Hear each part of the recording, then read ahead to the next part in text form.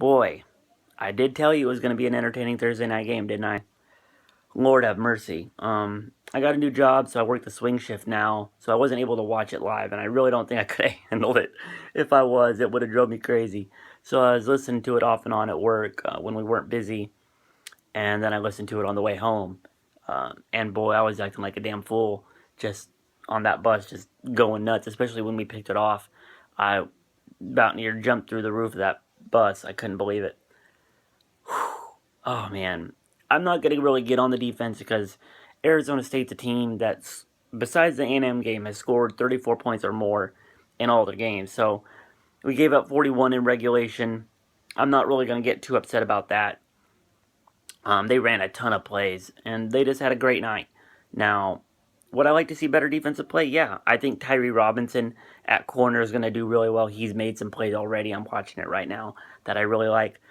Arion Springs, not just because he made the game-winning pick, is really coming into his own there, like I thought he would when we landed him recruiting-wise. So it's finally looking like it's clicking. And the last play of the game, Don Pelham did something Don Pelham never does.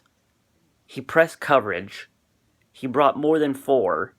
And best of all, he brought a late blitz with the linebackers. And it was a weird linebacker set, too. He had 2 linebackers standing behind the defensive line, then 1 linebacker behind those 2.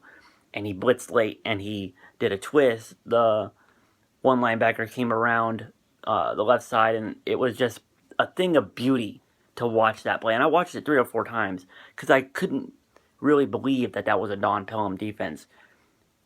Press coverage, 4-man or more on the defensive line, and then a late blitz.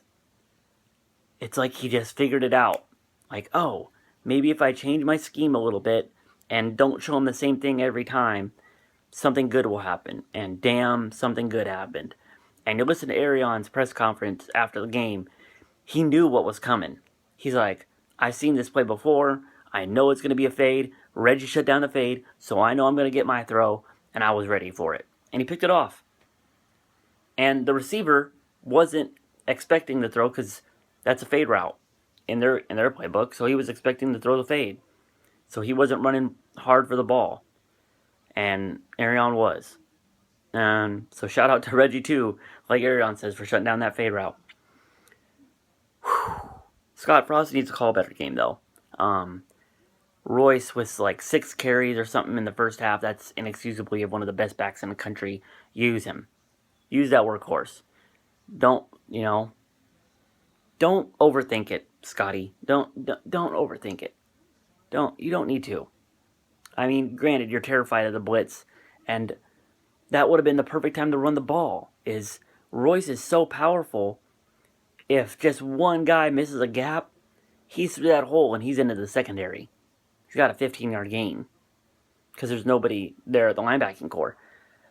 But oh well, I'm not going to nitpick. I'm just so thankful we won this game. To do it on your home field on a Thursday night on Pat Tillman Day. Whew. Couldn't have been sweeter win. 9 straight wins over Arizona State. Didn't even know we did that, honestly. I don't really consider Arizona State a rival. Maybe that's why I didn't keep track of how many times we've beaten you in a row. But I'll love to hit a decade of dominance on you as well next year when you come up to Autzen. So that'll be fun. On to Cal. Otis Day and the Knights will be performing in the Mo, for those of you who haven't heard.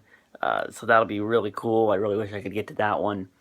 But with this new job, it's just, I have to work weekends. So it is what it is. I'll see videos of it on YouTube. But as always, guys, go Ducks.